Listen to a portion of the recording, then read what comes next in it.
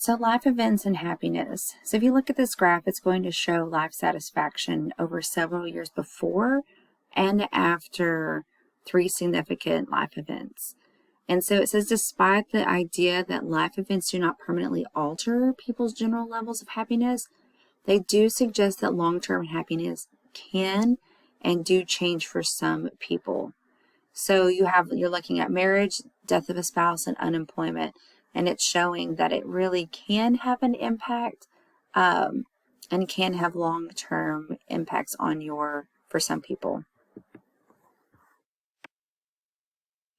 So Martin Seligman is a psychology professor.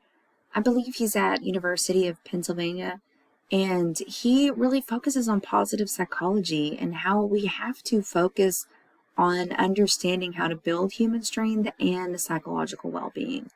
And so positive psychology seeks to identify and promote these qualities that are going to lead to greater fulfillment in life. A lot of psychologists just look at the negative and they focus on what's awful, let's talk about our problems and all that. And he says we really have to look at hope and optimism. We have to look at well-being, satisfaction, future-mindedness, altruism, creativity. All of these things are going to help edify us and encourage positivity and make us feel better rather than focusing on the negative. So qualities that promote psychological well-being are linked to favorable health. So you have positive affect, which is going to be pleasurable engagement with the environment, such as happiness, joy, enthusiasm, our alertness, and excitement. Okay, this is all associated with greater social connection, emotional and practical support, having those adaptive coping skills and efforts that you can put into it. It will lower your depression and it will help you to have longevity and favorable physiological functioning as well. Optimism is our ability to look at the glass half full. Okay, the tendency to expect that good things will happen, the tendency to view life's stressors and difficulty as temporary and external to oneself, and is a significant predictor of positive health outcomes. So it's really healthy for us to be positive. Flow is something that I love to talk to people about because flow is going to be something that totally consumes you when you're in it. What you can do, and it feels like time just passes and you look up, you're like, oh my goodness, I can't believe this much time has gone by. It's when you're doing what you truly love to do. And so flow is a combination of your skill level and it being slightly smaller than your challenge level, the challenge presented. And that's when you create flow.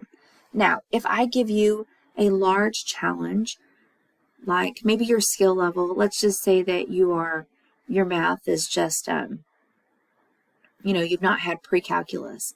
And so that's your math level there. And so I'd look at you and I think, you know what, you look smart enough. I'm going to put you in Calculus 3 in college. Well, is that going to cause some anxiety? I'm sure it is. You're about 3 classes behind. So your skill level for calculus is really small.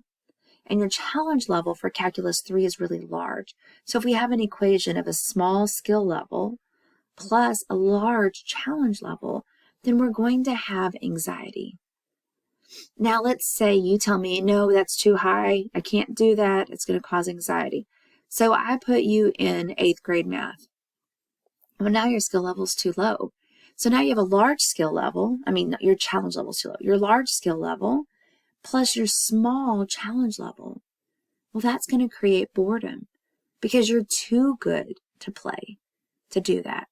So we need a normal challenge to where your skill level is just slightly lower or close to your challenge level so that you don't become overwhelmed or bored. And so flow is whenever we're really doing what we kind of feel like we were created to do, what we love. It's effortless for us to do, and time just can really pass by. All right, so now we can talk about a couple of ways to reduce stress. You need to eat healthy. A balanced diet will help your brain function properly, okay? You need to be putting in proper nutrition and water into your brain so that it functions the way that it should function. We don't tell you to eat your fruits and vegetables just to be mean to you. We tell you to eat your fruits and vegetables because that is what fuels your brain. That's really important. Would you go and put water in your gas tank to maybe save a little bit of money? Maybe save some time? Absolutely not. Why would you do it to your body? Your body cannot run properly if it's not fed properly. And people say, well, I eat this junk all the time and I keep going. You don't feel good? Depression can set in. If you watch this video, this guy, he eats McDonald's for 30 days straight, talks about how he becomes lazy, depression sets in, all these things, even though nothing was wrong right before. It is important for you to eat healthy. It reduces your stress. I encourage you to watch these videos. Reduce the intake of caffeine and sugar. They're really not good for us. Okay? Caffeine, it doesn't wake you up. It blocks how tired you are. And so you become more exhausted and you can be cranky. You can ruin relationships because of it. If you don't get it, you're going to have a headache. You'll be miserable. It's not good for you. Sugar isn't either. Sugar's terrible. It's really like poison to our body. We get too much of it, we can have a sugar crash. We don't think clear. Our brain becomes foggy. It causes all kinds of issues within us. Too much growth of yeast within us. It's just not good for us. I know they taste good. I know we feel like we have to have them. But really, you would be better off reducing those so that you could have better health and less stress. It is important to get enough sleep. Sleep is so important for us. It's important for our brain to function. It's important for our body to recover. It just makes us think better, clearer. Driving sleepy is equivalent to driving drunk. There's nothing good that comes from a lack of sleep. So make sure that you're getting good quality sleep so your memory functions better, your body functions better, and typically you'll have better relationships because you're not so short with people. I know I've told you 100 times, exercise. It is so important for your stress level. It decreases your stress. It increases your confidence. It fights depression, raises hopefulness and confidence. It protects you from illness. It makes your body feel better, look better. It's so important for you. Find an exercise you love. Maybe you love to dance. Maybe you love to lift weights. Maybe walking is great for you. Whatever it is, find something. And the excuse of, I don't have any money, I can't do it. Well, YouTube has tons of stuff for free. Okay, you guys can figure out some way to exercise. So you don't have any excuse. It's really important for you to take the time to exercise for your mental health as well. Manage your time wisely. We're all given the same 24 hours. And so some of us use it very efficiently and some of us waste it. So use your time wisely. You do need some downtime, but your downtime shouldn't be all of your time. Do what's the most important first. Get all your stuff done. Then you can have time to relax. Relaxing and then trying to get stuff done causes more stress. Prioritize your task. You need to do the most important thing first so that it can get done. Okay? There's an old Chinese proverb that says if you eat the frog first, then the rest of your day will be easier. So if you have to eat a frog for that day and you wait until the end of the day, you're going to think about it, it's going to weigh on you, it's going to be horrible, you're just going to think about it all day, and then if you don't do it that day, you eat it the next day, just thinking about it, and it just weighs on you so heavily. If you just get up in the morning and you just eat that frog right away, the rest of your day is easier. Okay, so do what's hard first because it needs to get done, and then it will quit weighing on you. It's also important to delegate. You have to realize that you are one person and you can't do everything. Ask people for help. Okay, if there's something you can't delegate, do that and ask somebody else to do it. That's why managers at restaurants or something don't clean toilets. Can they? Absolutely. But they have to balance the books or order the food or make sure everything's running properly. And can you clean the toilet? Yeah, probably don't want to, but you can. So the manager is asking you to do things because they can't get it all done and they need your help. And you have to learn to say no sometimes. If it's an appropriate time, if it's something that is not going towards your goals, you can learn to say no. If it's something that you really want to do, but you just can't, you can always tell them, man, that's really something I would love to do, but now is not the time. Check back with me. It might be something I can do later.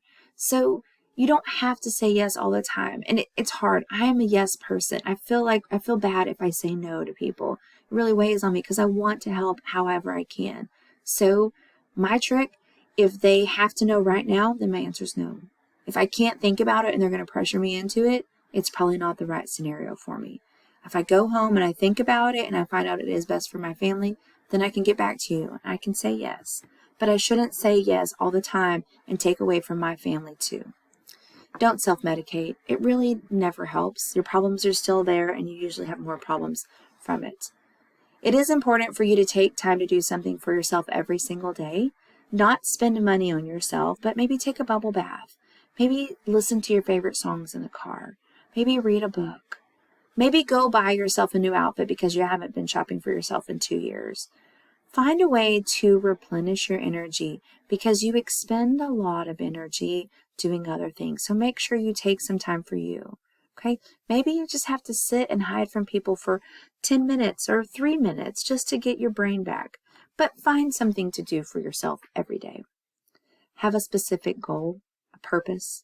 You have to have a reason to get up in the morning. And if you have a goal, it'll help. My mom was trying to lose some weight, and I said, "How much have you lost? You look good." She's like, "I don't know. I didn't start before. I didn't wait before." Well, that doesn't help you know how much you've done. You need to be able to have a goal. Surround yourself with the people that you love and the things that make you smile. Life is too short. We shouldn't just be trying to go, go, go. Be around the people that matter and the things that matter. Happiness is a choice that we can choose. It's 50% genetics, 10% situational, and 40% in our control. So it is important for us to be positive. Limit that negativity time to one time. Maybe give yourself a 4 o'clock appointment where you can gripe, and to one person. You don't want to gripe all day long. It just makes you grumpy and gripey, and nobody wants to be around that. When one person you can trust, vent, dump that on them, and move on. Be grateful. You really are blessed. There's so many bad things going on in the world, and you may not be in the best situation right now, but it could be worse. So be grateful for who you are and what you are, and work hard to do better if you want better. Be kind to others. There's no reason to not be kind. It doesn't make you feel better. It doesn't make them feel better. And by choosing kindness, you might save somebody's life. I've been watching that Dahmer series, and it's devastating to see. If he had just had one person who was kind to him, he might have turned out as a surgeon. But nobody was kind to him, and his life was awful. Also, take a minute to breathe and be mindful. Be where you're at. Don't wish it away. One of my good friends told me when I had my little baby, she said, "Enjoy the long nights. They are long and they are hard, but they are fast." And I tell you what, I did. I embraced them. We rocked at night. I was tired, but I would give anything to have those nights back. So be where you're at. Enjoy it. It's a season, and it'll move along too fast.